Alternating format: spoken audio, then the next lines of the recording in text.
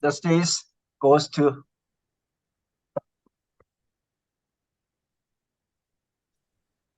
Okay, thank you for the kind invitation and introduction, Professor Qiu and Junghyang.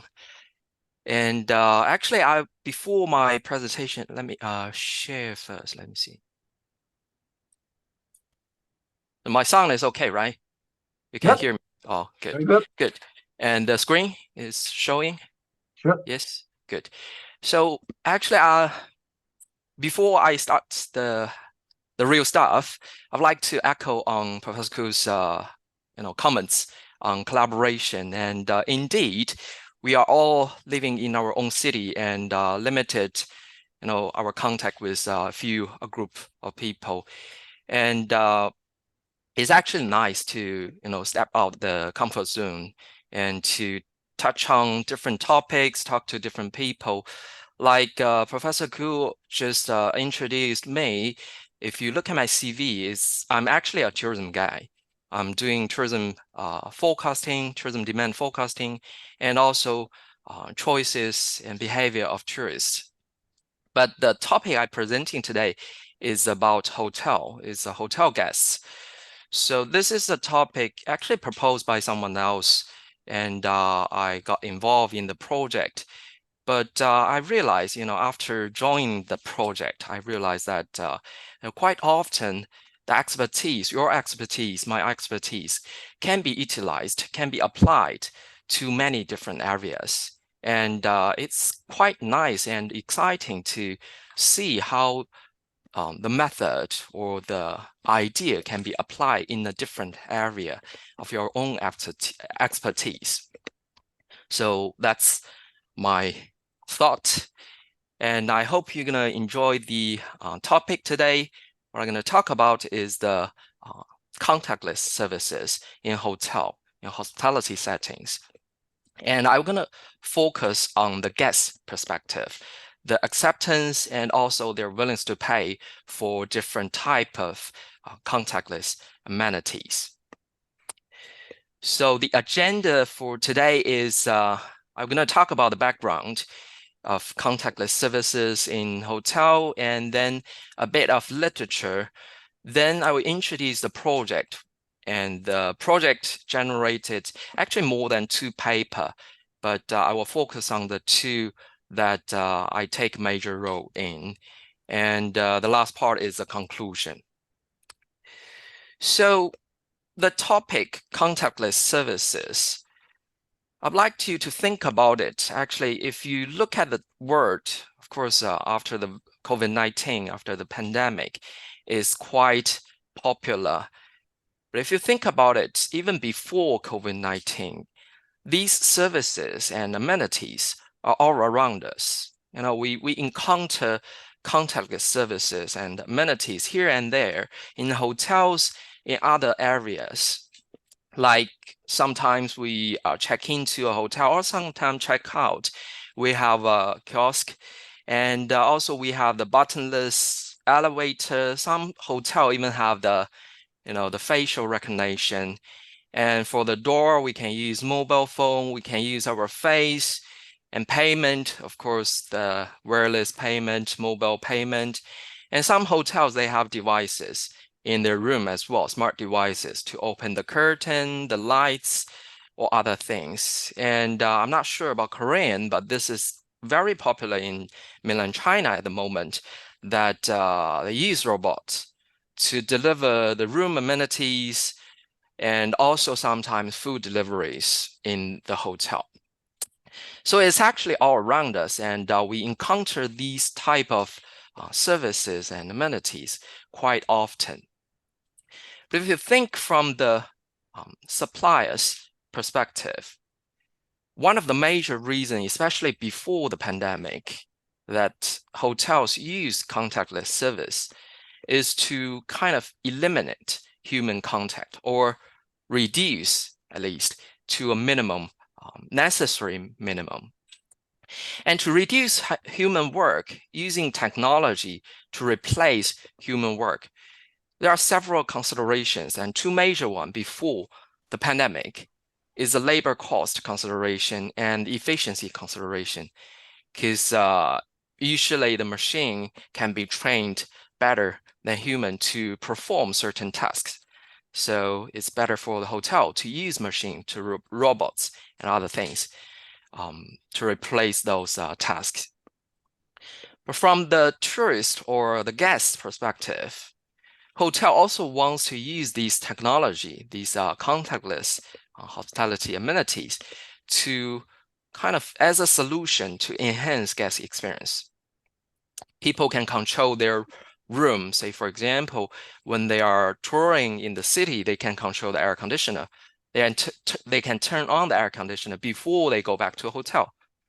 Or they can maybe check in and check out without being physically in the lobby, and reduce some waiting time, queuing time as well. So that's kind of providing a seamless and enjoyable guest experience for the tourists as well. So these are the major reasons that we use contactless technologies, all those technologies in hotel setting. But during the pandemic, as soon as the pandemic hit our industry, things changed a little bit. And the pandemic actually leads to an increased concern of the customers for social distance, for hygiene, and also health and sustainability. So during the pandemic, these type of services, because we don't need human interactions, so in hotel setting, this can minimize the pandemic, the virus transmission, and provide a safer experience to the guests. So this becomes the major goal of contactless service, implementation of contactless service in hotel. And then there's a new definition that contactless service in a hotel setting become a contactless and fully disinfected service procedure and environment to provide this kind of easier and healthy experience to the guests.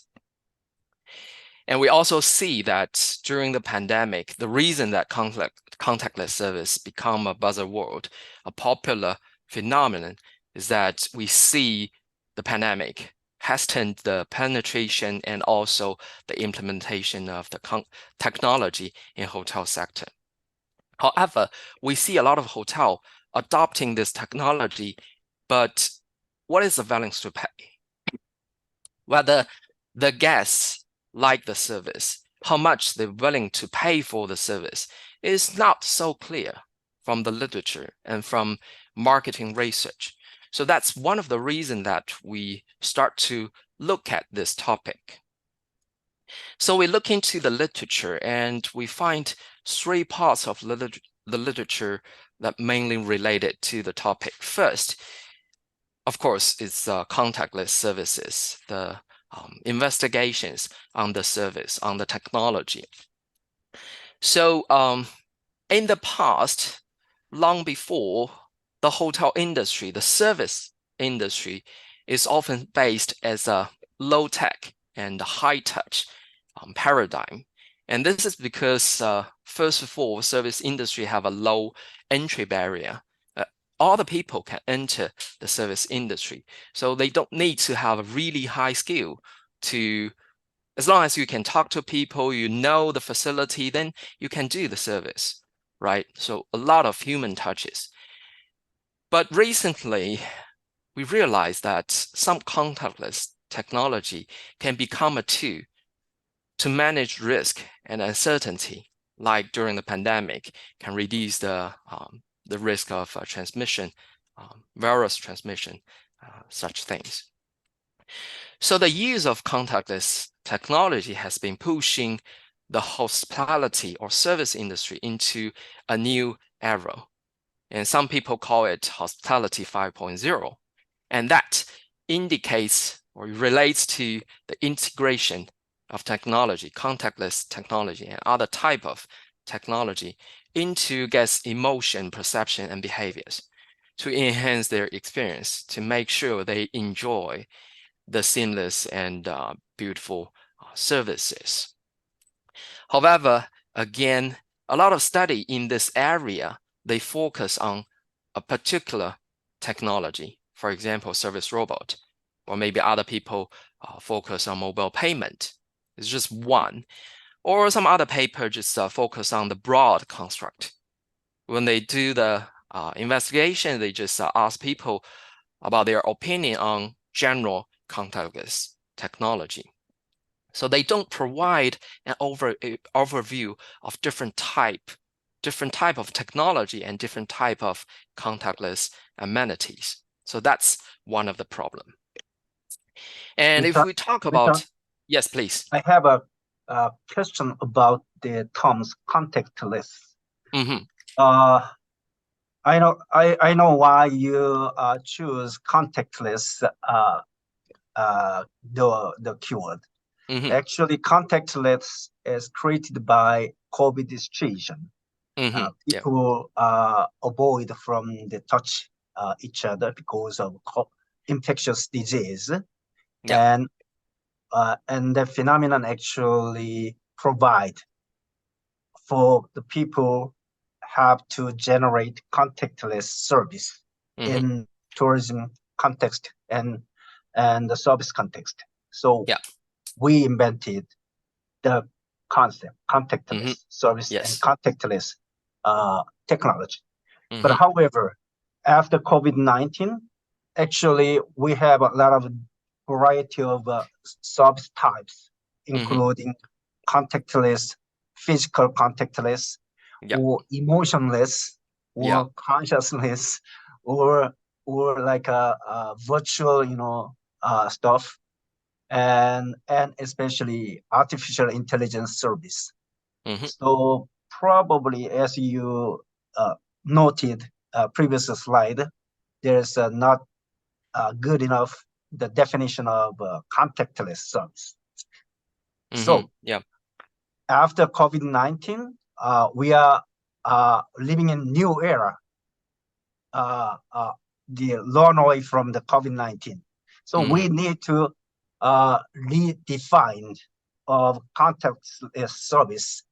Rather than contactless service, we enlarge the concepts, sort of I agree. Including someone not only physical boundary, but also something emotional boundary or virtual boundary, sort of I things. agree. Yeah. That's my opinion. Yes, right. I totally agree with you. And actually, as you mentioned, the word is kind of come up with during the pandemic. Yes. But the phenomenon, we actually observe them before the pandemic, and surely we're gonna see a lot of these type of technology after the pandemic. In fact, one of the paper I will talk about will indicate the short-term and long-term sort of implementation of this type of technology. And indeed, after the pandemic, or as the term or the concept develop, I would say we need to rethink and also redefine or make it broader. For example, smart tourism. At the very beginning, people talk about smart tourism. It's just basically integration of technology and tourism experiences. But later we see it's not the technology that matters. It's more about the word smart, right? Yes. To serve with a heart, the way that providing a better experience. And for contactless is the same thing. It's not really purely about technology, but about how we can design the service procedure to make it seamless and enjoyable. I think that's the key part for contactless or some other similar phenomena in the post-pandemic stage. Okay, thank you. But when we talk about technology, some people accept it, some people don't. So there are a whole lot of literature, a large literature talking about the acceptance of technology. So mainly two branches. One is focusing on the technology, the attributes of the technology, such as the TM, technology acceptance model. They talk about the usefulness, the ease of use, and also in the UTAUT, the performance and effort. It's more related to functionality, like how this technology can bring benefit to guests. And the other approach or branch is talking about the guests, the customers, is more focusing on the conceptualizing of guests' belief about the technology. Like, say, for example, the drivers and inhibitors in TRI, like what motivate people to use the technology and what kind of hinder this process. And this TRI within the concept, it's referred readiness, the technology readiness, as people's propensity to embrace, to kind of take, implement, use the technology to accomplish goals in life and work. Or more specifically, if we talk about contactless technology in hotel setting, then it's kind of the guest's propensity to use or to embrace this technology in their hotel stays. And this, if you think about people's propensity, is more about intrinsic acceptance. It's more about what I accept rather than what this brings to me. And that's kind of a good way to describe technology acceptance from an inner perspective. However, the analysis, when we do the literature review of these technology acceptance investigations, we also realize that majority of the studies are using attitudinal surveys, so the Likert scale. How you accept certain technology, rating from 1 to 7, 1 to 5, 1 to 7, that type of survey. But that type of survey suffer from response style bias, and therefore has a lack of reliability, because there are some people, they may easily rate the extreme numbers, say 7, in some questions, but other people trying to avoid extreme answers. So this bias can change our analysis of attitudinal questions. So that's a problem in the analysis of technology acceptance. And then further the acceptance, after you accept, embrace the technology, you say, okay, I will live in a hotel with contactless technology. Another thing is how much you're willing to pay for it, and willingness to pay. So in that broad literature, we find out that, first of all, hotel amenities are the major parts or determinants of customers' willingness to pay for room night. So they care about different things in the room, not only just sleeping, but also, say, for example, maybe TV, maybe minibar, or some other services, or even facilities in the hotel. So those are all important to determine how much the guests are willing to pay for the room night. And also the characteristics of the guests. For example, their age, gender, income level, education, all those, and also travel profiles, such as like with whom they travel with, or are they frequent travelers or not?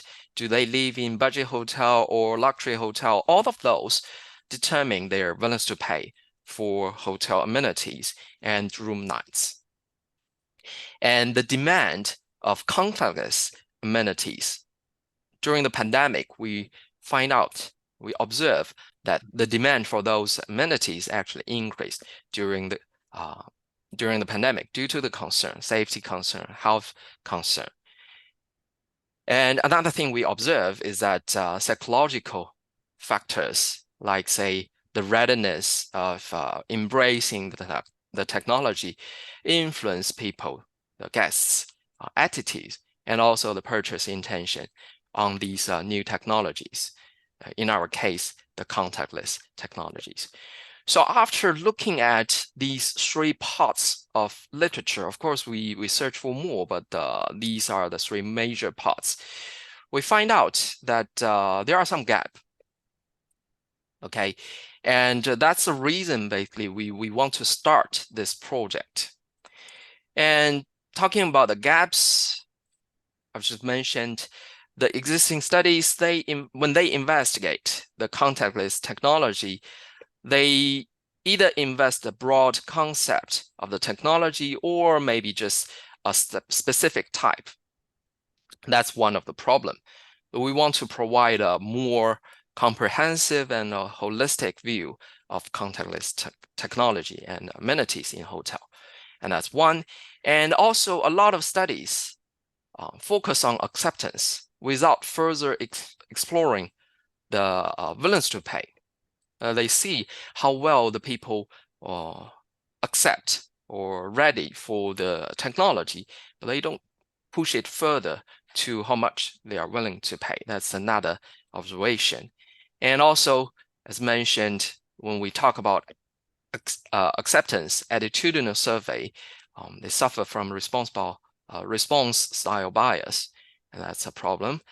And we have another lacking of integration of guest heterogeneity and this acceptance and willingness to pay of certain technology in our literature. So what type of guests are willing to pay for what type of contactless technology? So these are some gaps we identified. And the timing is also quite nice because contactless technology become really the popular topic at the beginning since the beginning of pandemic. And also a lot of hotels, a lot of accommodation providers, they kind of, adopt this contactless technology very fast.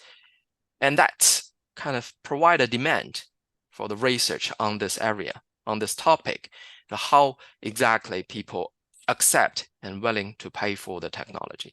So that's the reason we start our project.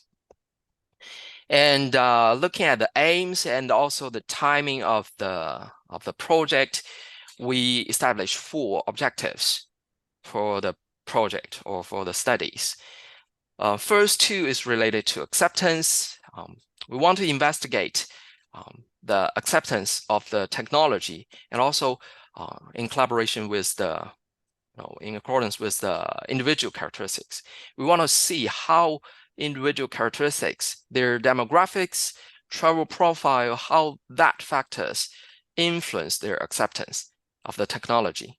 And also we want to explore how response style heterogeneity, people answering those questions differently, how that influence the observed acceptance.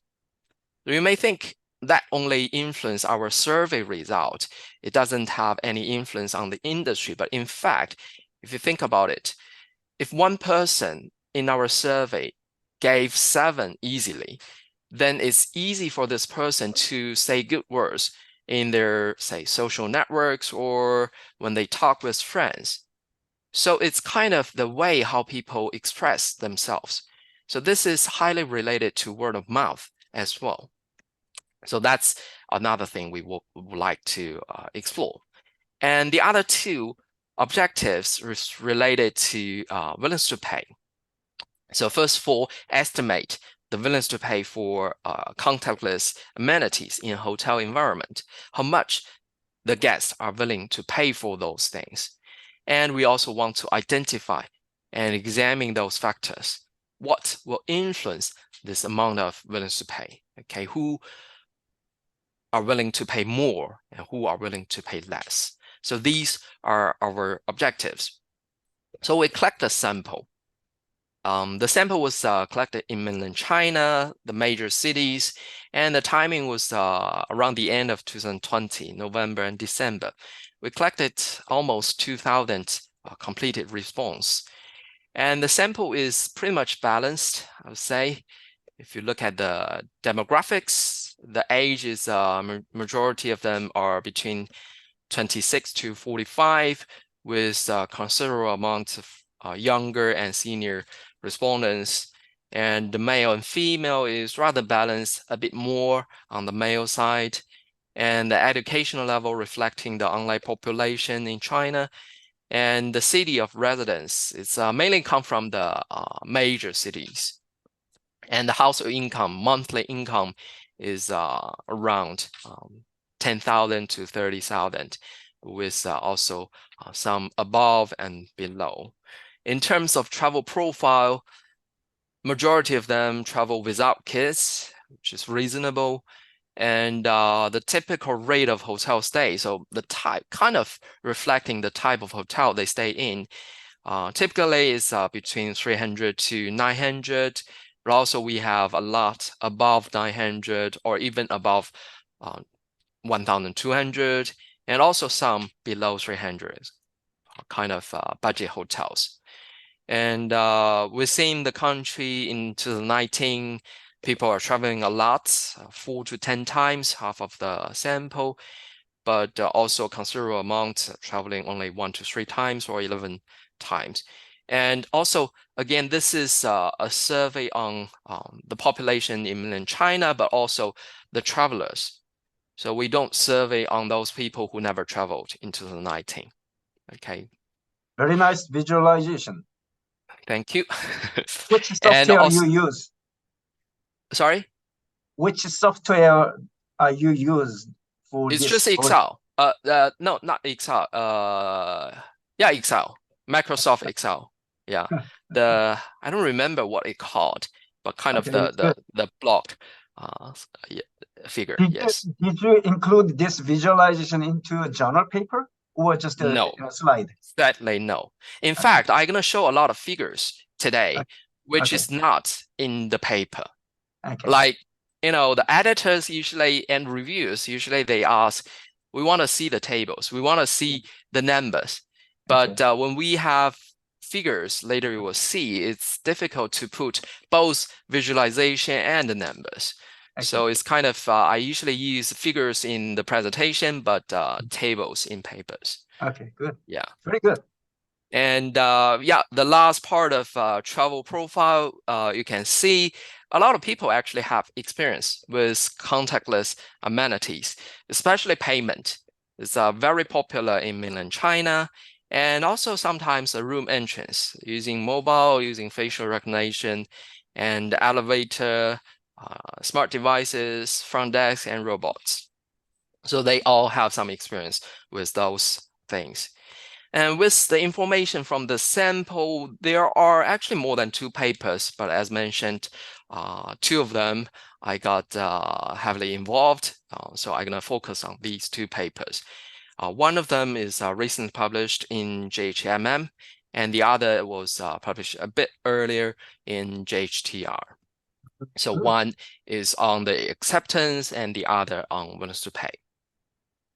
And I will introduce them one by one. So the first paper on the acceptance. So our goal is to investigate the acceptance of contactless technologies. And from the literature and from our objectives, we want to see how individual characteristics influence this acceptance.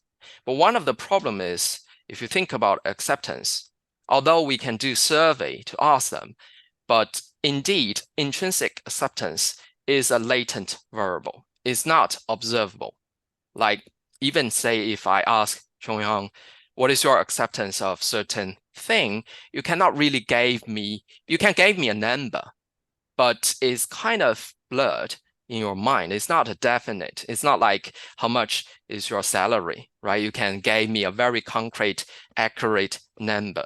So that's different. It's a latent variable. And that's the reason that we need to use a survey, in item response survey, a Likert scale, to indicate the latent variable.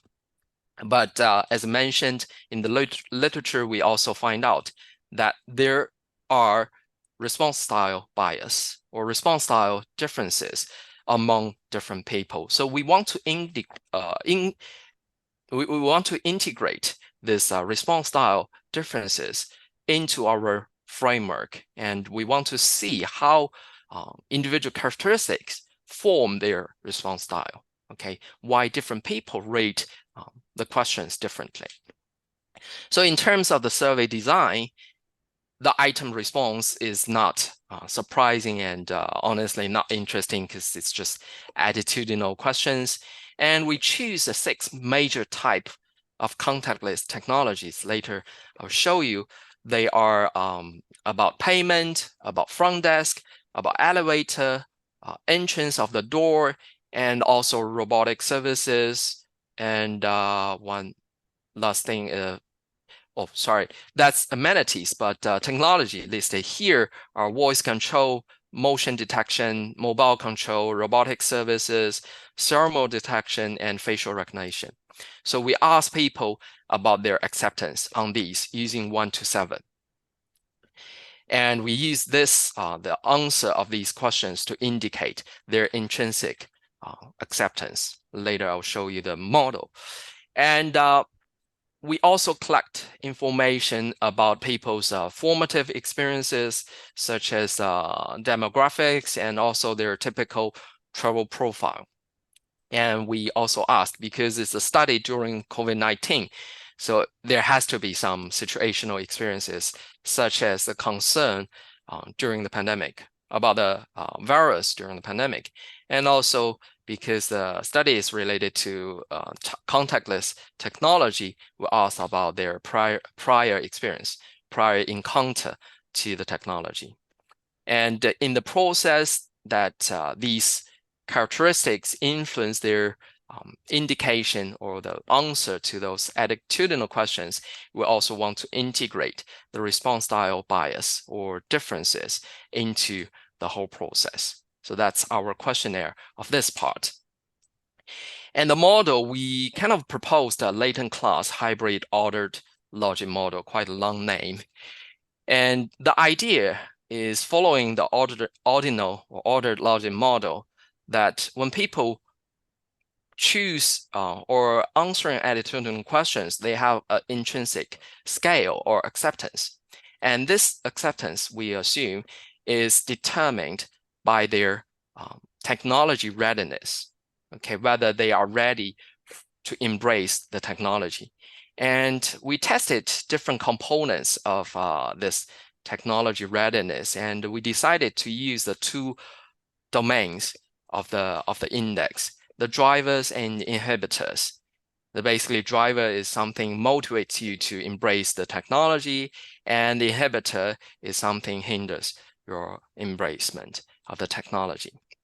So these 2 factors influence the intrinsic scale of the acceptance. But again, the drivers, inhibitors, the scale, they are all latent. We do not observe them directly. So we need to use some indicators to indicate. So attitudinal questions, ask to rate, say, 1 to 7 in the questionnaire. Mhm. And then we put, as mentioned, individual characteristics. We assume, we hypothesis that these individual characteristics will determine people's readiness for embracing the technology. But remember, we mentioned that there are 6 types of contactless technology we are investigating. So just one scale does not work, because people may have intrinsic readiness for technology, for new technology in general, but they would have different level of acceptance for different type of technology.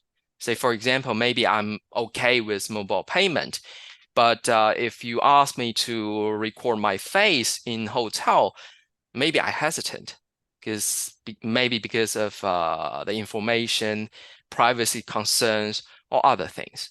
So we do use 6 separated scale to indicate people's acceptance of different type of technology, okay, ranging from voice control to mobile control, payment, and motion detection, robotic services, thermal detection, and facial recognition.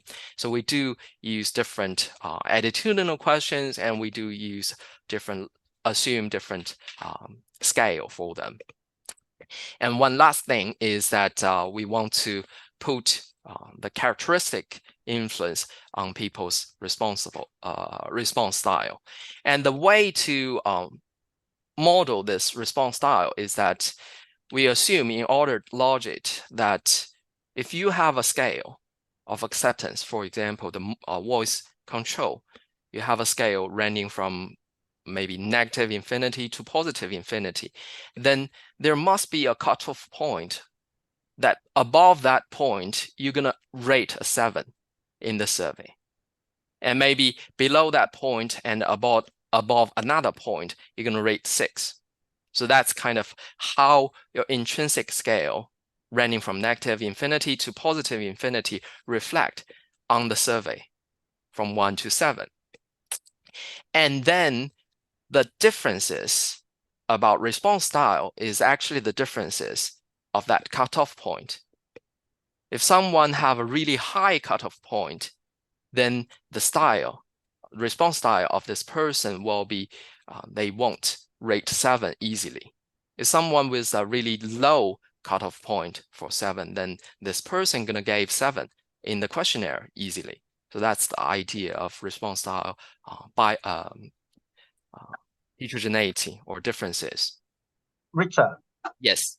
can you explain briefly about Logan model for students? Well, it's actually a very large family of models.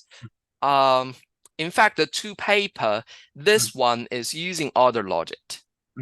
So the idea is kind of modeling ordinal data, because we sometimes say Likert scale or ordinal data, we rate 1 to 7, and some other things, say the ranks or some other things. The idea of modeling these ranked data or ordinal data is that, as mentioned, we believe, or we economists believe that when people do indicate their ratings, say 1 to 7, they actually have an intrinsic scale in mind, although maybe unconsciously. And they have certain cutoff point. Say if we have a 1 to 7 scale, then we're gonna have 6 cutoff point. Above the highest cutoff point, people will answer 7 in the questionnaire. Below the highest and above the 5th, they will answer 6. So this is the idea of ordinal logic. And the next paper is about multinomial logic, is another type. And I guess I will talk about that when I arrive on the framework of that paper. Okay. So yeah, that's kind of the idea in the model, and that fits our idea about acceptance and also the response style as well. So we choose we estimate the model, and we choose the 3 other models to work as a benchmark. The first model we use is mixed ordinal logic. It's still ordered logic model, but within the model, we assume that people can have different preferences. Say, for example, how the TRI, how technology readiness influence their acceptance of or embracement of the technology, that can have different parameters. And in mixed order logic, this difference is stochastic. So it's following a distribution, and why people is on this side or the other side of distribution, we do not know. So that's mixed. And then we also integrate a hybrid order logic, which have the same setting of mixed. So people have different preferences. But in this, the preferences are systematic. So we use the characteristics of those people, of those guests, to describe their preferences, heterogeneity. For example, maybe we look at age, and senior people have a higher level of preference, younger generation have a lower level of preferences. So in this hybrid order logic, we can describe, we can know what caused the difference in preference heterogeneity. And the next one we use is a pooled hybrid order logic, because if you look at here, we have 6 different dependent variables, because we have 6 different type of technologies. One way to do is to conduct 6 regressions, right? 6 models separately. But the problem with that is that if you look at the influence factor, the driver and inhibitor, that is kind of general for people. If I ask you how much you are willing to accept new technology, it's general. So within these 6 separate models, the TRI, the drivers and inhibitor, should be consistent. But if we model it, if we do it separately, we estimate it separately, it will not be consistent. By luck, maybe, but highly likely they won't, right? So that's a problem. And that's the reason that we kind of pooled the 6 estimation together using maximum likelihood. And that's the pooled hybrid order logic model. So those are 3 benchmark models. And our focus, the proposed model, based on the pooled hybrid order logic, we also introduced latent class. And that latent class is related to response style differences. So we also integrate the differences in the cutoff point into the model. And that's our, in the figure, it was LHOL, the proposed model. And in terms of the general fit, the likelihood, you can see that our proposed model is way better than the benchmark models and then other way of describing the acceptance. And also, if you look at the explanatory power in terms of the mean absolute deviation and mean standard squared deviation, sorry, our model is also better than the benchmark models. So that indicate that our model, by considering response style heterogeneity, by considering the consistent of technology readiness and all those factors influencing acceptance, is way better than the other description of this acceptance. So the factors that influence readiness, that's the first part of the framework. How, what kind of people embrace technology, what kind of people hesitated in embracing the technology. We can see that the blue one is the driver, so basically the motivation, and the orange one is inhibitor. And we can see different characteristics have different effects.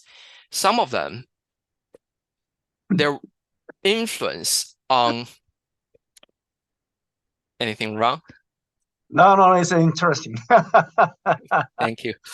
So some of these factors, their influence on drivers and inhibitors, they are in the same direction. So it also increase the driver, but at the same time increase the inhibitor. For example, maybe being a male or being a senior, it can increase my curiosity in certain technology, but at the same time increase my concern of, say, safety. So that work in the same direction, and they will offset. And some other factors, these factors, they work in different directions, like education, for example. With lower education, it will decrease driver, so I'm less motivated to use that, and also increase the inhibitor. So these two kind of enhance the effect. And some others, only one, the factor work on only one domain, either the driver or inhibitor. So we can see difference in terms of the influence of characteristics on the acceptance, on the readiness. And also we talk about drivers and inhibitors. So what's the relative weight or relative importance of these two domains? Whether curiosity is more driving our behavior or the concern over maybe safety or confidentiality drive our behavior. And we find out actually drivers work, first of all, they work oppositely. And that's common sense, right? Drivers should motivate and inhibitors should inhibit it, right? But we find out the drivers are more important than inhibitors. For example, these two, for motion detector and facial recognition, driver is around 80% more important than inhibitors. And some others, say voice control and the thermal detector is around 50% more important. And for mobile control is similar, okay, around 20% more important. For robot service, the number is around 40%, so a driver is 60% more important than inhibitors, but the estimate is not statistically significant. That indicates probably in the sample we see differences among people. Some people, their driver work more important than inhibitors. Some other people, maybe the driver work similar as inhibitors. So this figure tells us the relative importance on drivers and inhibitors. So the previous one, which tells us the influence of characteristics on the drivers and the inhibitors, and the next one tells us the relative importance of drivers and inhibitors. If we combine these two, we can actually estimate the influence of those characteristics on our readiness or the acceptance. So this is the figure for that. And you can see the magnitude is reflected by the length of the bar. But among all these characteristics, we need to keep in mind that some of them are not in the same unit. For example, age is just in years, right? But gender is about male and female, it's a binary variable. So we cannot really compare the influence of these two, the marginal effect of these two. So we kind of focus more on these few binary variables. And then you can see that education is rather important for our acceptance of the technology, of all those technologies. Although the level are not identical, but still it's very important. And the red bars indicate that lower education will reduce our acceptance on these technologies. In comparison, the frequent travelers, they accept more on all these technologies. And those people who travel with kids, interestingly, they accept more on all these technologies. And if you look at the gender, male guests, they accept, in comparison with female guests, they accept motion detector and facial recognition. They like that. But they don't like voice control, mobile control, robotic services, and thermal detector. So there have some gender differences, but the magnitude is rather small. So the major influence is still coming from education, frequency traveler or frequency of hotel stay, and also whether they travel with kids. And here is the simulation result for the acceptance of all 6 types of technologies. And you can see that in terms of the average acceptance, the two things we see the most during the pandemic, the mobile control. I'm not sure Korean.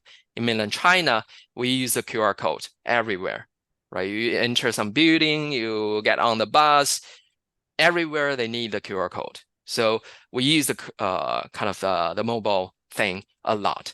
And the other thing is a thermal detector, right? You get your temperature tested everywhere. So these two things we see a lot. They actually receive the highest average acceptance in comparing with other type of technologies. And facial recognition, which is probably one of the major technology with confidentiality concerns. And also think about it. This is a study during the pandemic. And during the pandemic, one of the things is difficult is if you want to use facial recognition for your phone, you need to take off your mask. And that's bad. So during that period of time, facial recognition actually received the lowest acceptance. In terms of the standard deviation of these acceptance, and again, I'm talking about intrinsic acceptance. So what we really accept or not, our scale inside of our mind, okay, not the number in the survey. We will talk about that later. In terms of the standard deviation of this intrinsic acceptance, you can see that the two technology that receive the highest acceptance, average acceptance, actually it's also having the largest standard deviation, which means that people have different opinion about these two type of technology, like for mobile control, for thermal detector. Although they see this a lot during the pandemic, they get used to it, but at the same time, they hate it as well. Like, I need to use the cell phone, I need to use the QR code so many times if I just want to go to the supermarket to buy a bottle of water, right? That's not something I'd like to do. And for others, their standard deviation are smaller. So these are about intrinsic acceptance. We see that there are differences on different type of technologies. But at the same time, this is not the only source of heterogeneity we see in our survey data. Okay, again, the response style influence our survey data as well. I guess you like this figure as well. Yeah, so here basically I put the intrinsic acceptance on a colored spectrum ranging from red to purple, and with red being the lowest ranking and the purple being the highest ranking. So the cutoff point is related to the color. And you can see after estimation, we tried a different number of latent classes, and we realized that 3 classes is the best model to describe our data. And if you look at it, you see that the color is different, right? I'm gonna use this facial recognition as an example to describe. So we find 3 groups of people. The first group is the bar on the left. You can see that the purple region is really high, right? And only when the acceptance, intrinsic acceptance, arrive in the purple region, this person will rate a 7 in our questionnaire. So you can imagine it will be difficult for these group of people to give a 7 in the questionnaire. Okay, they usually gave a lower ranking, maybe 6 or 5. The blue or light blue, right? So we call these people critics. They are the most conservative guests in our market, and they are really reluctant to choose strongly accept. Maybe they can choose accept, but strongly accept, maybe not. Okay, so this is them, and that counts for around 2.7% of the market. Luckily for the hotels, it's small.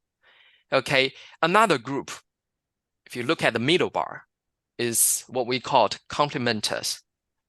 So their purple region is relatively larger than the other 2 groups. So for these people, it's easier for them to rate a 7, because as long as the intrinsic acceptance arrive on the purple region, they will give a 7. So it's easier for them to give higher rating, to give better ratings. Okay, that counts for around 15% of the market.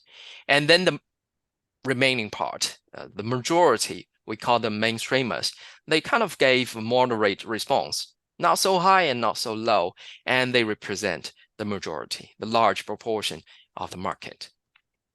So this is what we find out about their response style. So this is not, well, related to intrinsic, because that determines what will be the rating on our survey. But this is not something that influencing their real intrinsic acceptance. Okay, only influence what we observe in the data. So this is the response style. And the key takeaways, the key and direct results from the paper is, first of all, we observe the 2 sources of heterogeneity. One is intrinsic acceptance. Okay, different people, they have different level of intrinsic acceptance. And the other is response style heterogeneity. Okay, different people rate, even if they have the same level of intrinsic acceptance, they're going to rate in the survey differently.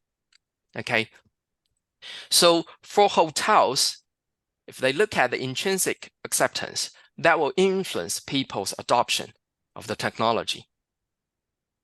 But also response style is important for them because that will influence how these people express their ideas.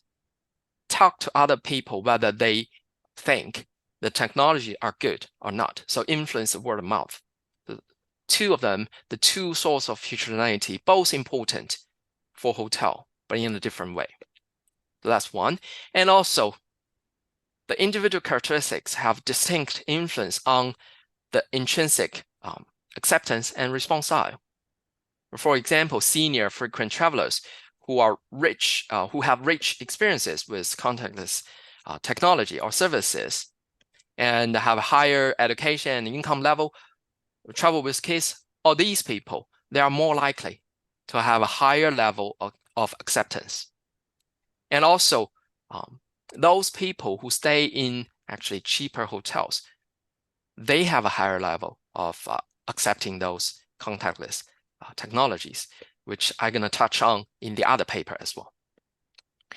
And also, in terms of the response style, the educated male tourists from first-tier cities who usually stay in luxury hotels, they are more likely to be critics. So they are more likely to rate, even with the same level of intrinsic acceptance, rate a lower rating in their survey, in the reviews, in the conversation with others. Okay, so these are some findings. And also, again, theoretically, we find out that drivers work more efficiently than inhibitors. So when the hotel, if they think about, okay, how can I motivate my guests, ask them to embrace my technology I just implemented, maybe think more from the driver's perspective rather than the inhibitor's perspective, work more efficiently. So that's the first paper. Okay, Richard. Yes. Very good paper and very good insightful results. Thank I you. have a question about you interpret senior, frequent, educational, and income level have more higher level of intrinsic acceptance of contactless technology. I would like to ask why the education income level influence to the intrinsic acceptance. Do you think there is a certain reason for that into their mind, or what do you think? Well, I do have my guess, but that's actually related to one of the limitations I'm going to talk at the end. Well, my guess is basically educational level, they see more. And also income level, these are actually related. And they're going to see more of these technologies. And later in the next paper, we will see that when people are facing some technology, some services, some amenities, they got exposed a lot. They accept that and they are willing to pay more for that. So kind of we already get used to it. It's part of our life, so it's easily accepted. So that's my guess. But only my guess. So indeed, future research can consider to do some qualitative investigation to consolidate the results. Okay, what do you think about that? The income there is a current income, but before income, like some people are changing their income due to their economic situation. Like I used to be a good income, or I used to be very good, rich family in early days of life. But I am not any longer good income or good job. Okay. Yeah, that's a good question. And variation. Yeah, right. Actually, it's a very good point. And we didn't really thought about it when we are conducting this paper. It's probably more about, the history of income rather than the current income. That's true. Yes. But I guess another thing is if we looking at a bigger pool of respondents, of those people who have really high income, then suddenly have a significant drop in the income, I guess it's rather small in the sample. the proportion. Mm-hmm. So statistically, they will have some influence, but Mm-hmm. the influence will not be huge. Mm-hmm.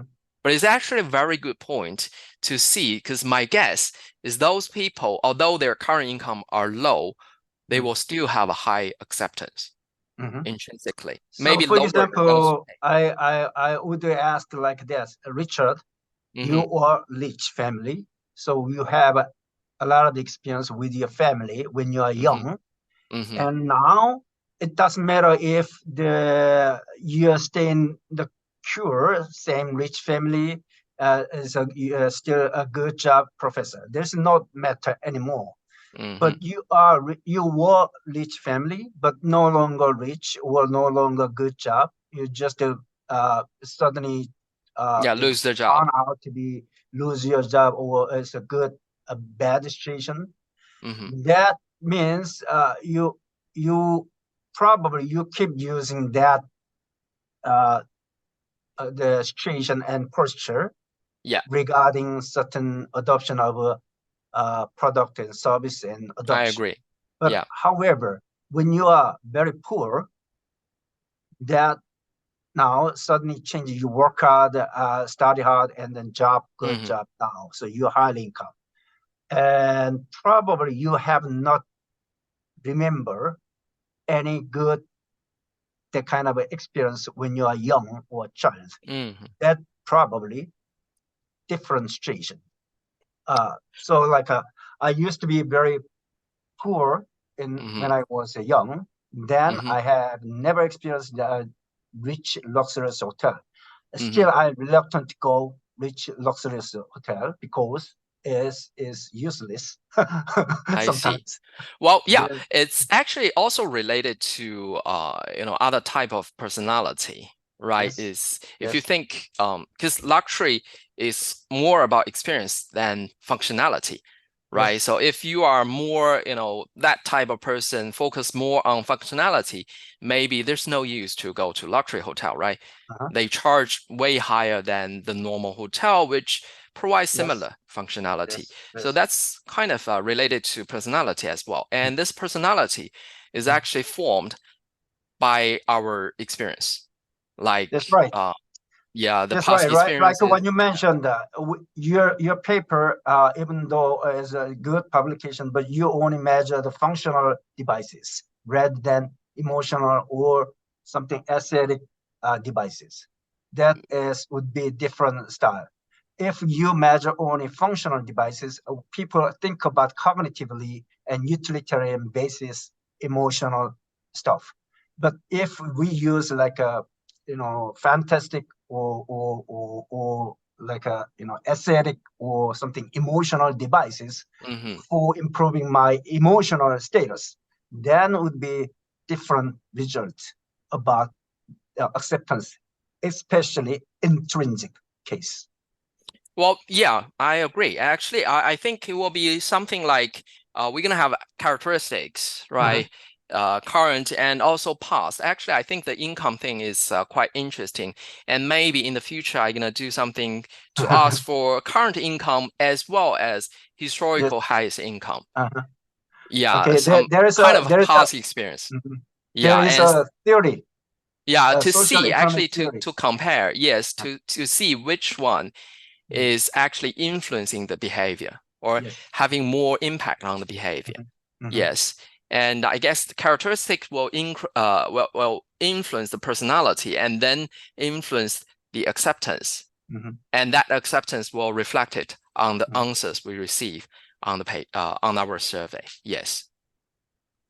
Well, thank you. Thank you for the comments.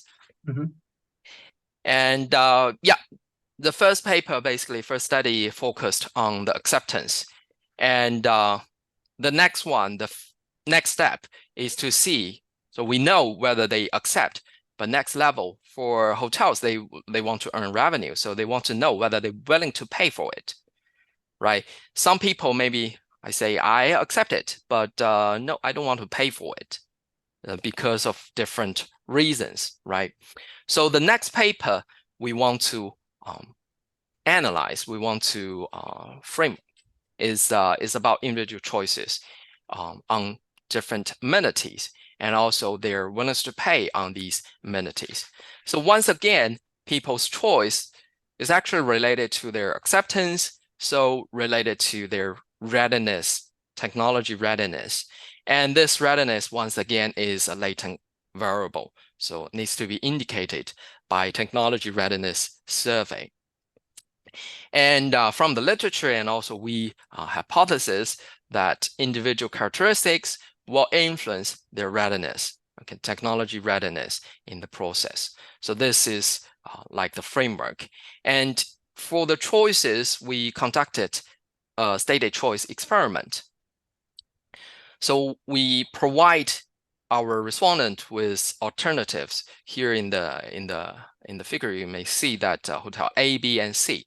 So 3 hypothetical hotel that each exhibit some certain type of contactless services. For example, in hotel A, they do not have contactless front desk, elevator, and room entrance, but they do have contactless payment, smart room devices, and also robotic services like delivery and other things. And for each hotel, we have a price, which is related to the normal price they used to pay for their hotel stays. And we ask them which one they want to choose. So this is the part we elicit their choices. And also we have the 16 item of TRI, the Technology Readiness Index, ranging from 1 to 7, so the rating scales. And we hypothesis that this Technology Readiness Index will influence their choice in our experiment. So this is, as mentioned, when I talk about order logic, this is another type of logic model, multinomial logic model. So here, instead of ordering or providing a rating of some statement, people are choosing among, here in our case, 3 alternatives. So from economics perspective, the idea is that people assign utility or level value to the alternatives, each alternative, and then they choose the one with the highest. So in this case, people's utility of consuming or experiencing one alternative, the hotel stay in one of the hotel, is assumed to follow the specification of random utility theory, where the value is a summation of the value from all the aspects. So basically all those contactless amenities and the value from the price. So usually this value is a negative thing because we don't want to pay, we don't want to give money to other people, right? So it's kind of deduction. So beta price should be a negative value. And then the random component, okay? So this utility, again, is latent because we never know what is the level, but this will be indicated by our choices. Okay, we observe which hotel they choose. So we know that hotel should have the highest utility for this guest. And this utility will be influenced by the attributes of the hotel, like how much utility the contactless front desk provide to the consumer, how the contactless room entrance provide utility to the consumer, and how the room rate kind of reduce. If you care about price, it will reduce a lot. If you don't care about price, then it reduce little, right? So this is how these contactless service amenities influence our utility. We also say the beta here, which determines the preferences, okay, the weighting, the importance weighting of different amenities and also price. We assume that this preferences is based on our characteristics. It's based on how well we accept the technology, okay? If we accept the technology, we want to embrace the technology, then we're gonna give the technology a higher weighting, okay? we're going to assign a higher utility on those technology. If we don't, if we really think, no, contactless technologies is a bad thing, then we're going to assign a negative number. It reduces our utility, right? So that's the idea. The TRI, the acceptance, will influence our preferences. And also the prior experience may have some influence on our preferences. We see this a lot. It's easier for us to accept. It's easier for us to put a higher weight on it. Okay, so that's the idea for this part. And again, TRI is latent. So it's related to our characteristics. Okay, different people, different type of people. If they have a senior and younger generation, higher income or lower income, educational level, these people, they will have different level of acceptance, like what we did in study 1. Okay, so, and also again, in the study during pandemic, the concern over pandemic is something we put into the model as well. But in the end, actually, we find out the concern is not so important in our case. So these factors influence our acceptance. And again, this is latent, so it has to be indicated using our questionnaire. Okay, it's not directly observable. And this indication is the attitudinal indicators from the survey. Okay, and this figure is our path diagram for the hybrid choice model. So different from ordering, again, here we talk about assigning utility to different options. Okay. So for this model, we estimate, and also we find another 2 benchmark models. The one is basically the classical choice model without individual heterogeneity. Is that if you look at the this figure here, the beta in the green shadow, it is describing our preferences. It's describing how we assign value to different amenities, different attributes of the hotel. So the MNL, the classical choice model, they don't really allow differences on beta. So everyone have the same preferences. Everyone have the same beta. And obviously, it's not very realistic, right? We know people have different preferences. So the other benchmark we use is a mixed logic model, where again, it allows heterogeneity in preferences. Different people have different level of beta or preferences, but again, is stochastic. So we have a distribution, but why this person is on this side, the other person is on the other side, we don't know. Okay, it's more statistical. So those are the 2 models we use. And the proposed model, the hybrid choice model, again, we can describe why people have different beta. If you look at the path diagram here, we describe that the preferences is actually related to our acceptance and also related to our experiences. Okay, so that's the comparison model, general model performance. And in terms of likelihood, the hybrid choice model work better in describing the data, a lot better than the classical model where everyone are the same. So heterogeneity is important. And also the way we describe heterogeneity in a systematic way using acceptance and experiences is better than a stochastic way. And in terms of explanatory power, the accuracy of prediction, the hybrid choice model is higher than the other 2 model. It's around 42%. And this is comparing with a random guess, which is 1 out of 3, so 33%. So kind of a large improvement in the accuracy. So that's the model performance. And in terms of what we discover of the willingness to pay, the respondents or hotel guests willingness to pay on those amenities, here are the distribution, empirical distribution.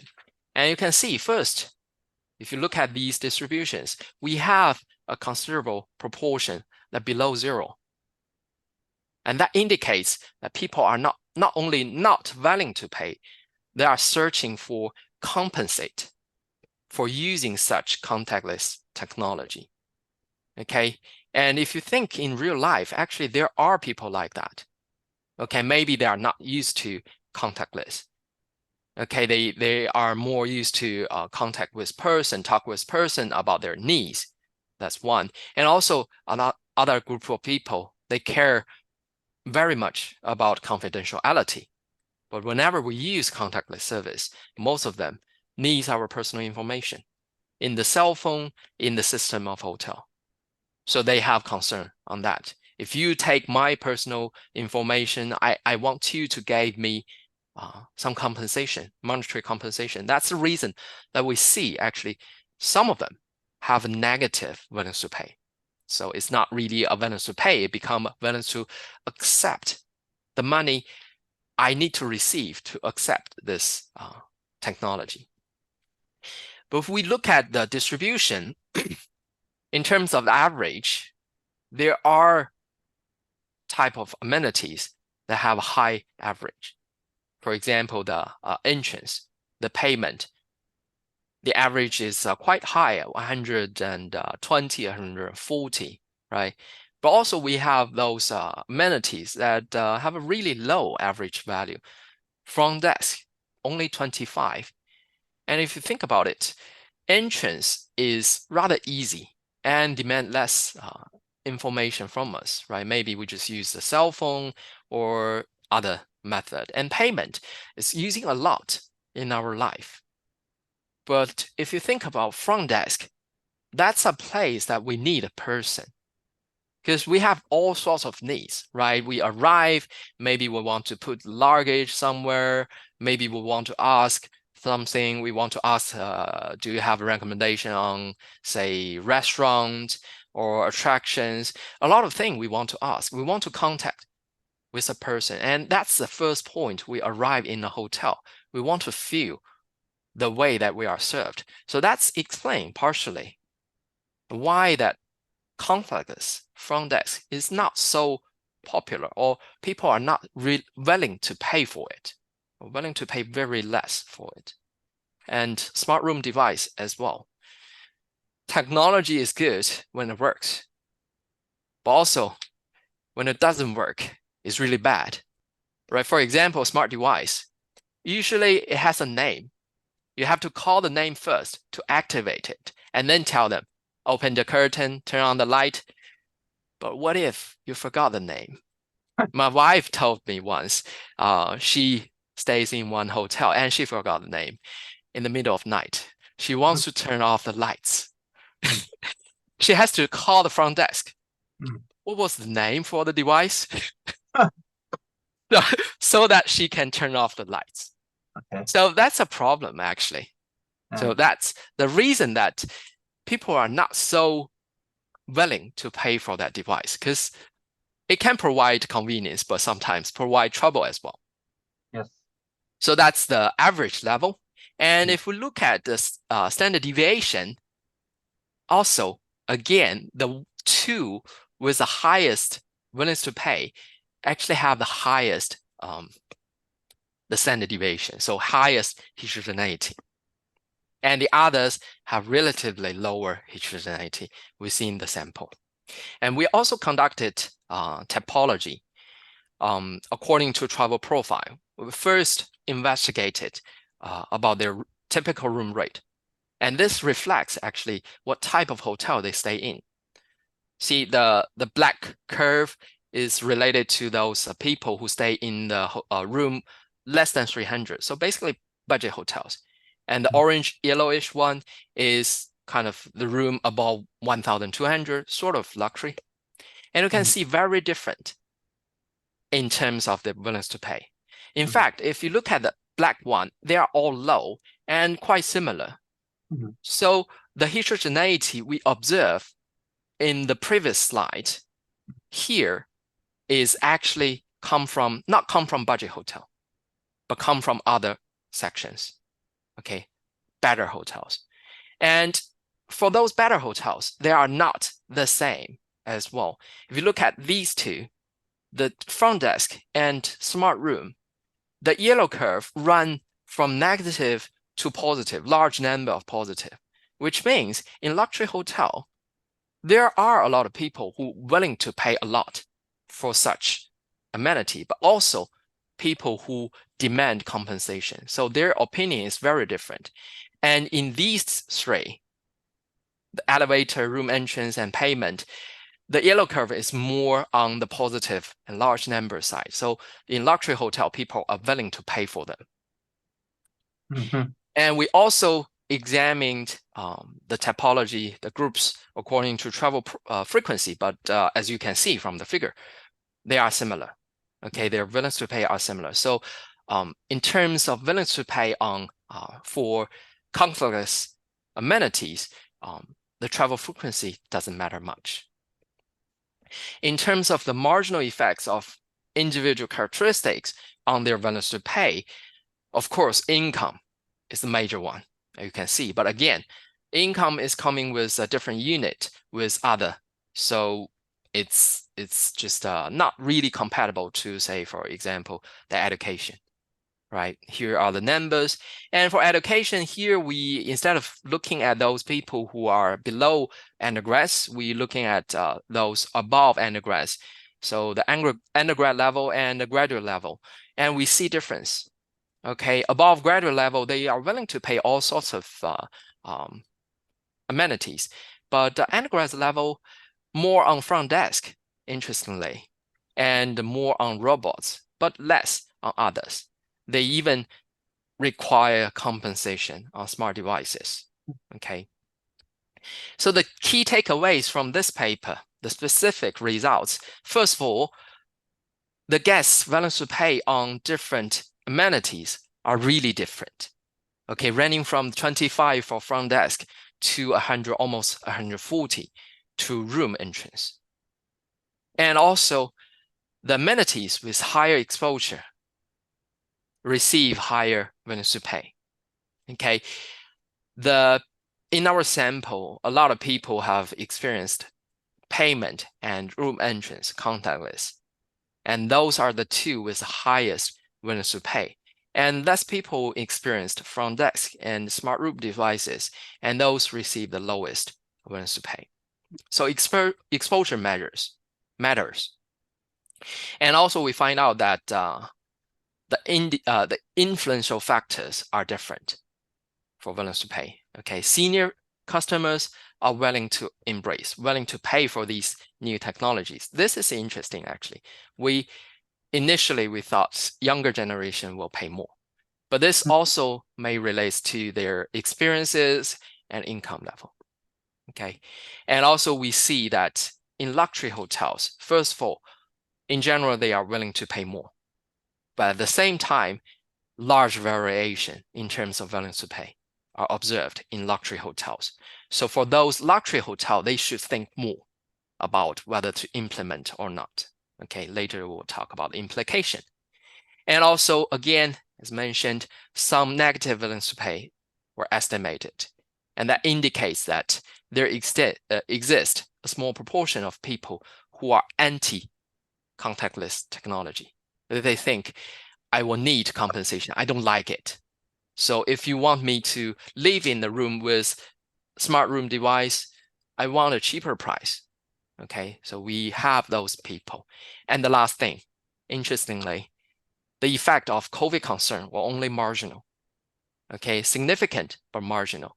And this actually relates to the timing of our study, because we collect our sample around the end of 2020. And during that time, and a few months before that time, in mainland China, the cumulative, the daily case was around 30. And you think about the magnitude of population in China. So 30 is basically zero COVID. So at that time, people don't have much concern. In our survey, we asked the concern from 1 to 7. The average is actually very little, above 4. I think 4.1 or something. And 4 means neutral. So they don't care that much about COVID.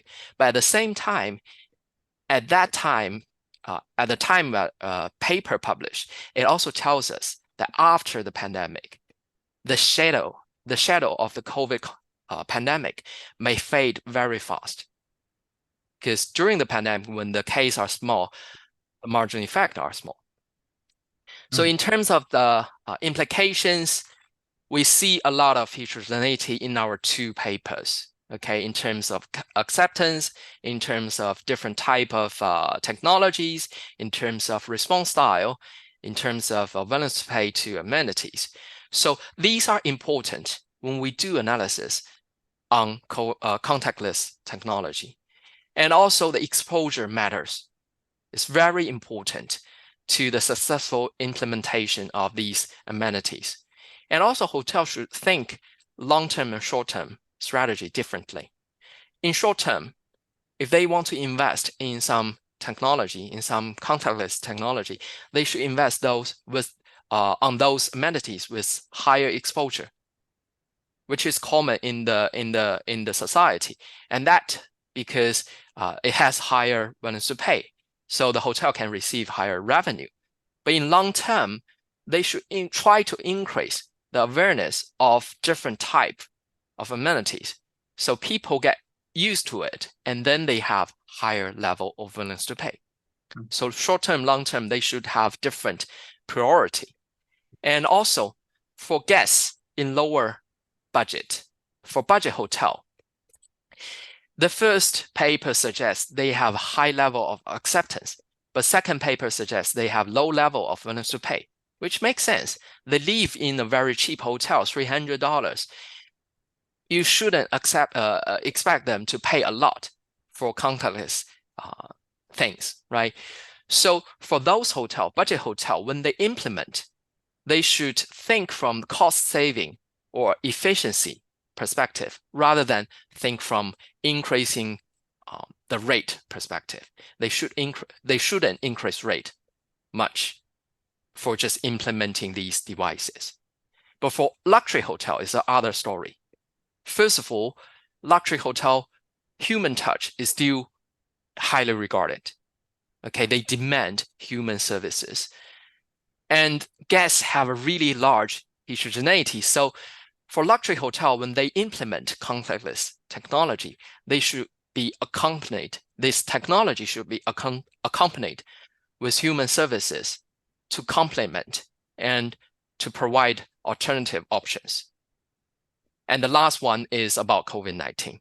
We find the influence of COVID-19 marginal, and this may indicate that the shadow of the crisis can fade very quick. And we actually see that nowadays. Okay, COVID-19 changed our behavior, yes. But maybe at this time, it's not really because we are concerned about it. It's more because we have changed our way of seeing the world. Okay, so those are the implications from the two studies. And the limitation, the first one, of course, the data were collected during the pandemic. So a study in normal time may be considered to complement our result. And another thing is we only provide the demand side perspective. Okay, we only ask the guests about their acceptance and willingness to pay. So we didn't really say about the cost of implementing different technology. Of course, they are different. So hotels' view in this is also important. Okay, can be investigated as well. And the third one is, again, related to your question earlier. This is empirical evidences. Okay, we don't really know exactly the reason. Okay, we see the differences, but qualitative study can be conducted to further explore what are the reasons.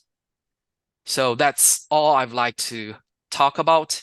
And here's the references. Thank you. Okay, very good. Very well presentation. Thank you so much. Very congratulations. After this, nice publication during the COVID-19, you can move back to your Hong Kong home university. Yeah, also my home is in Hong Kong, so that's part of the driver for me to move back to Hong Kong. Yeah. Anyway, my question is, I know that you are focusing on heterogeneous device people and demographics. Yeah. But as you know, China is very similar to Korean people characteristic. We are group behavior and very much a similar pattern behaviors. So probably if you look at the heterogeneous nationality, such as Western society, they are much more individualistic behavior. So probably we can find out something different result from study you already find out. Thank you for this comment, and it's actually related to other projects I'm working on. Okay. One is actually the social interaction. Okay. As you mentioned, like in our society, in Eastern society, we influence each other a lot. In Western society, not that much, but still some degree. So that is kind of related. My decision may influence my peers' decision. That's one thing. And also the heterogeneity in terms of nationality. In fact, in one of the paper we mentioned, our sample is only mainland China, represents mainland China, at large the East Asia. So investigations from Western data, from other countries will complement our results. Yes. Thank you for bringing that up. Okay, students, your turn. Feel free to ask him about your questions. Hello? Yes, Joseph? Sorry for not using the camera because it's already 4 a.m. here in Morocco. Oh, sorry about that. And thank you for coming. Thank you so much. First of all, I would like to thank the Smart Tourism Research Center for organizing this insightful research seminar on technology adoption in the hotel industry with a special focus on contactless technology. I would like to express my sincere appreciation to the panelist, Professor Richard, for sharing their expertise and knowledge on this important topic. I would like to, as mentioned by Professor Qiu, yes, it depends on the context. For example, I would like to understand the differences between the technology readiness model, technology acceptance model, and UT-IoT model. For instance, in my investigation of digital technology adoption in sustainable tourism destination in the Moroccan context, we have encountered challenges in data collection using UT-IoT. This is due to the gap between advanced research concepts and the practical understanding among tourism stakeholders, which makes it difficult to gather data effectively. Thank you so much, Professor. Well, thank you. Thank you for the question. And it's an important one, actually. And first, I would say I agree with you. It will be very difficult to implement these, although seemingly very mature, very complete frameworks in a new context, in a new, culture background. So honestly, I think to investigate how to design or customize UT-IoT in your country is already one study. Because the statement, so we all collect those opinions from statement. The statement in different culture, in different country, regions, they mean different things. And at different time, they mean different things as well. So first of all, it's true. If you just bring UT-IoT, the old setting to your country, there might be problem. Okay. So first of all, you may think about how to customize that. That's right. Actually, Thank you so much. Joseph, you are contexted in Morocco, and I don't know exactly the cultural background in North Africa, in Europe, and Asia. Like Richard, he timely investigated the COVID-19 context. Now the COVID-19 context moved to the AI, artificial intelligence, and human intervention. It's different, but pretty much a similar, context, contactless, human or not human. Yeah. Now it's time to investigate on artificial intelligence context rather than contactless. Yeah, exactly. And actually, that's a reason that, UT-AUT, initially it's UT-AUT, and now we have UT-AUT 2. Because when the context changes, when the time changes, it has to change. It cannot just be like that. TAM is already TAM3, right? So when you do implement in a different context, in a different region, you do need to think first, can I just borrow it directly? Maybe not. Okay. But as mentioned, that's already one study to develop a Morocco-based UT-AUT model, right? Exactly. I would like also to know, because when I have made some research about UT-IoT in tourism, I found that UT-IoT can be applied only for customers and cannot be applied for stakeholders. So that's why I am asking if there is a possibility to combine between UT-IoT and TAM. For that, honestly, I'm not an expert in that. For me, honestly, there's always possibility for combining things.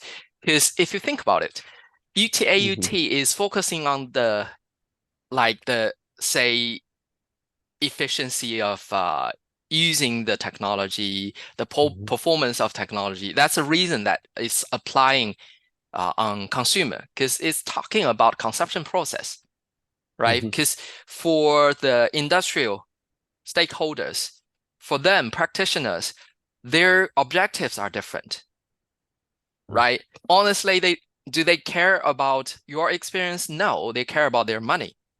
Only that your experience influence their revenue, then they care about your experience, right? So the objectives are different. That's a reason that we cannot directly apply UT-AUT on them. But at the same time, you can use the thought, you can use the thinking of UT-AUT and to develop other statement. Yes. Good. Thank you so much.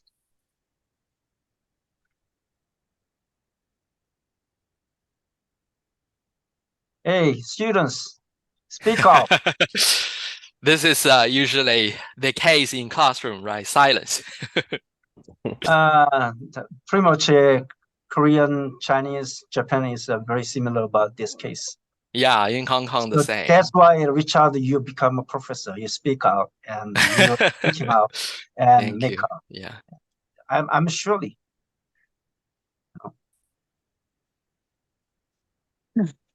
Professor, I have a small question about the logic regression. Okay. Right. Yes. High order logic regression. Yes. Okay. Yes. Thank you for your insightful presentation. And as I know, I'm not sure, but as I know, in the survey research, the measurement in the way of the measurement, we ask the similar question about the same factor. For example, we should ask the 3 items to measure the attitude or visit intention, such as these factors. But I think in the logic model, you use these items as the one factor, right? Because as I know, when we use this survey item, we make the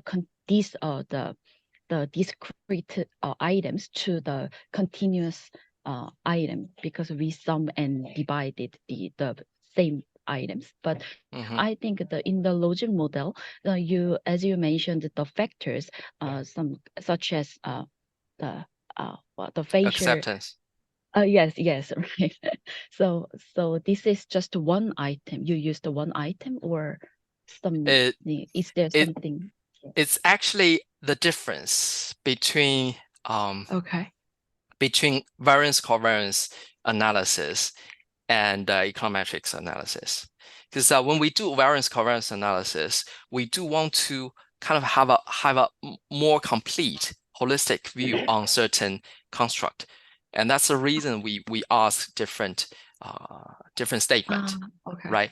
For the analysis, say for example for the acceptance, we want to ask whether you accept or not.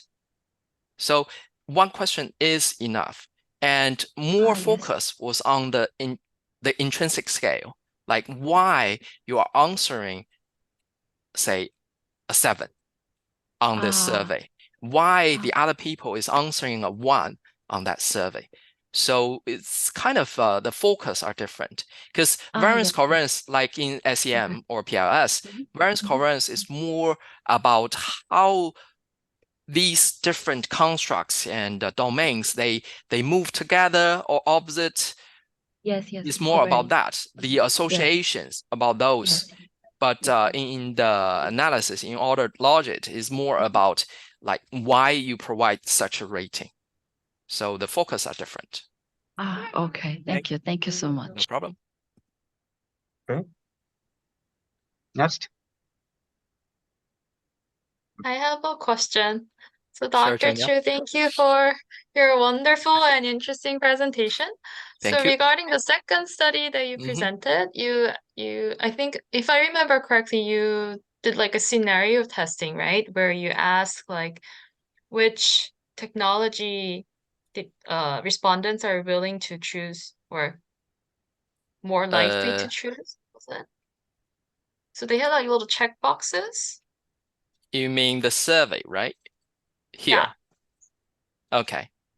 Yeah. Well, it's not about a single technology. It's more about the choice is more related to the hotel.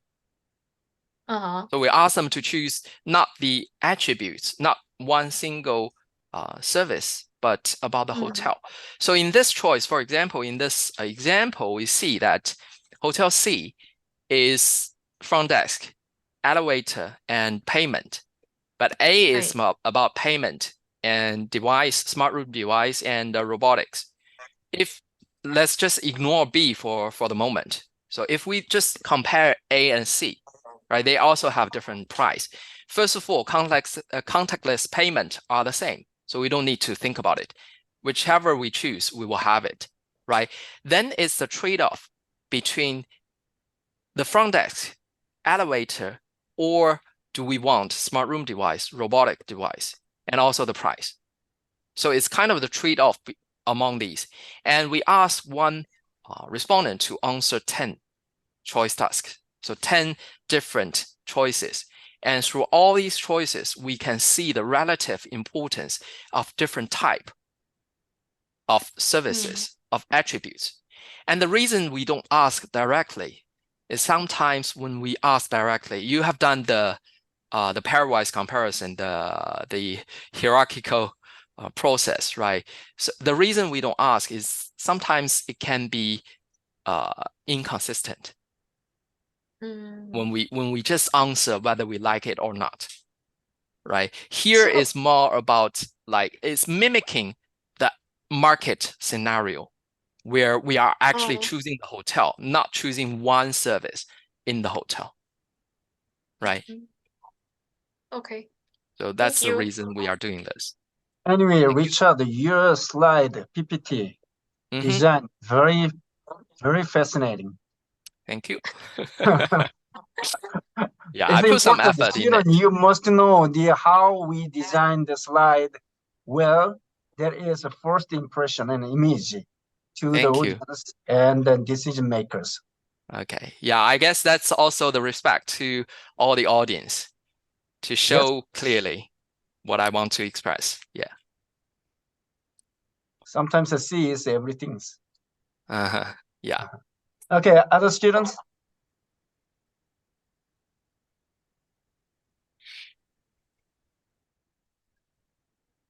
Okay. Richard, Yes.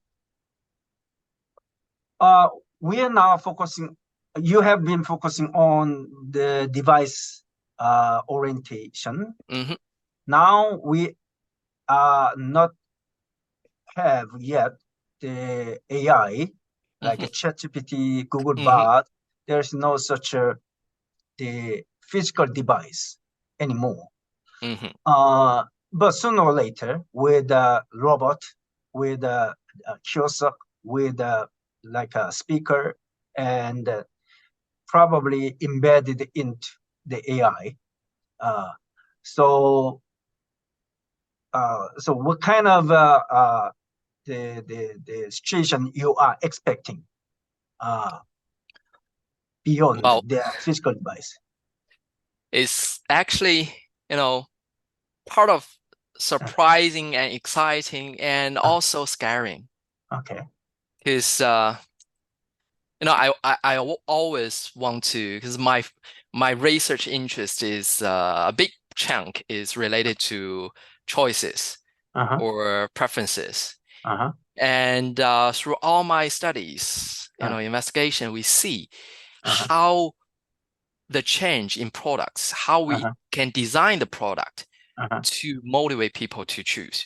And I always want to do one research called I'm telling you what you want. It's just not the customer to decide what I want, what the customer want. It's actually the supplier to decide.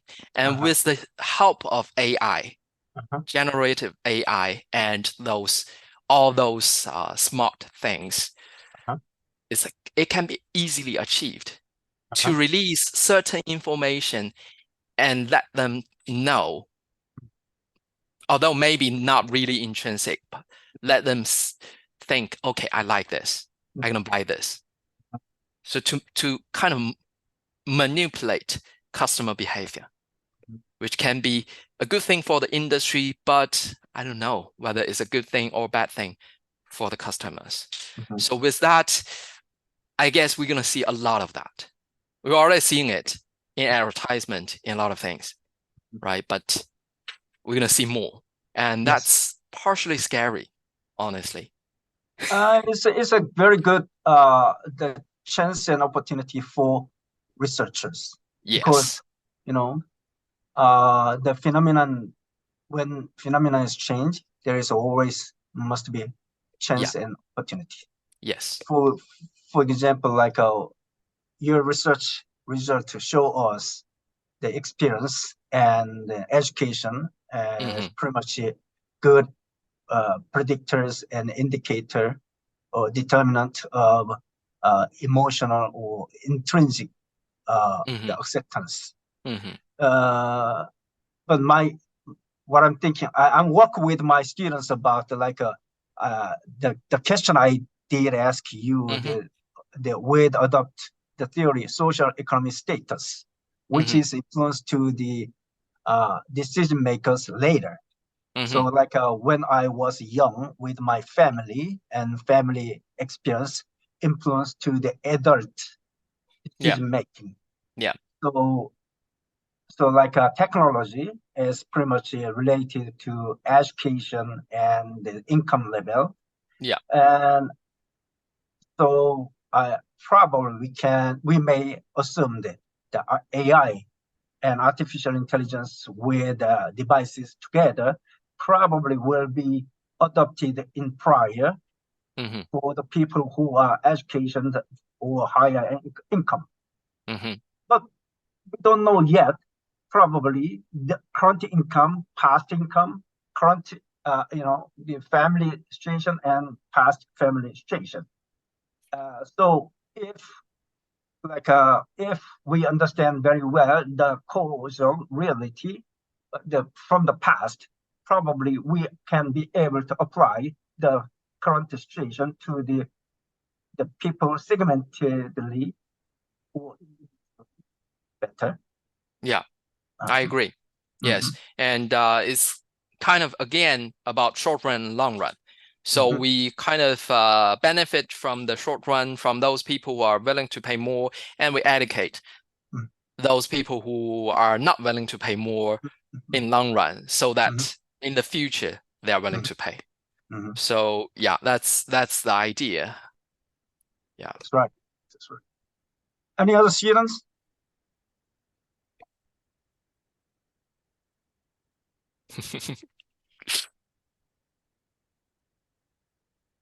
Okay. Richard, yes. have you ever visited Korea before? No, actually, No. I want to go for several times. I plan to go, but just the trip didn't happen for various reasons. So I do want to go for certain conferences or other purpose. Yeah. This is a critical question.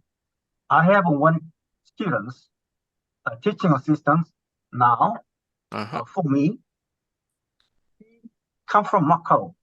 Oh, interesting. Interesting, because there is a good school over there. There is a good teachers over there.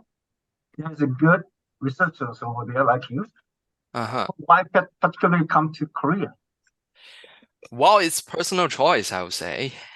Yeah, I know that. Right. Yeah, there's some different terms of millions of reasons for that. Yeah, right. But, you know what I'm talking about. Why the young generation, come to Korea? Well, for several reasons. Actually, one of the thing is cultural output from Korea is quite successful, I would say. Okay. Yeah, that's one thing. From the drama, from all those the singing, all those things. The dance, yeah, they are rather successful. Especially in East Asia or Asia region, I would say. So that's one of the way, one of the thing. But honestly, some people when they go to different places, when they go there, they may like it, or some other people may don't like it. So it really depends. But I guess first thing first, if you can kind of as a country, as a region, if you can put out your image or brand in the world, it can attract people, a lot of people. Yeah. Yes. So it's quite, to me, it's quite natural. And and also if you think about history, for those countries, for example, mainland China, a lot of young people are going abroad to explore. And one of the reasons is people's life become easier. Because in the past, honestly, even if they want to, even they have the acceptance, they don't have that balance to pay because they cannot afford it. But nowadays, they can afford. They can explore the world. They can go to see whether they like it or not, and then decide on the next step. Yeah. All right. So like when you said these days, people enjoy the Netflix, enjoy the YouTube. There is a lot of fantasy and expectation and motivation for visiting certain specific destinations. Yeah. Hong Kong is one of the big destinations who wants to visit there. And Korea is a emerging market. So and then we are tracing the causality, and especially adding data-driven analysis. I see. Interesting. So they are bring their technology all the time when it comes to your country and Korea. So is actually topic is not only belonging to one certain specific area, but it's widely connecting to domains and theory and situation and locations. Okay, students, last chance for you.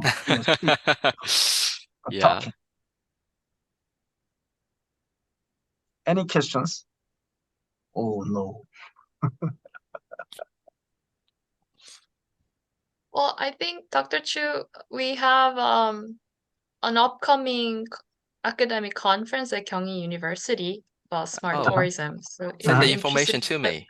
Yeah, of Okay. Yeah, course. if you're interested in submitting short papers, we're more than happy to Yeah. accept one. We're also accepting papers for Journal of Smart Tourism. Yeah. Welcoming every paper, okay? Sure. Advertisement. That's nice. Yes. Yeah. So Sure. Send me the information about the conference. Okay, Yeah. note. Yeah. So 3rd of November. And so it's about 1 month away from now. Oh, I We see. are going to hold a smart tourism conference here I in see. What Kyunghee will be University. the time? Is it weekends Is it- or weekdays?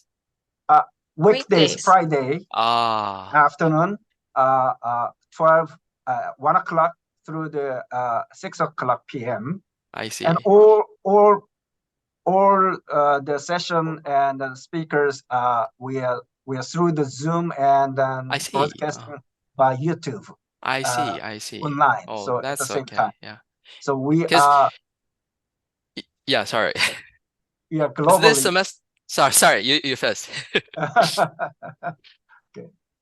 We globally orientation conference. I see. Because this semester is crazy for me. I Okay. have class on Tuesday, Wednesday, and Thursday. Okay. 3 sessions. Okay. So yeah, it's running crazy for me this semester. Okay. Yeah. Sorry, Professor. Please, is this conference will be on hybrid mode or just on site? As I said, this is broadcasting by YouTube. Oh, okay.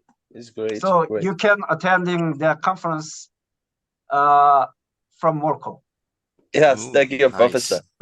Bring your friends and colleagues from Morocco, from what?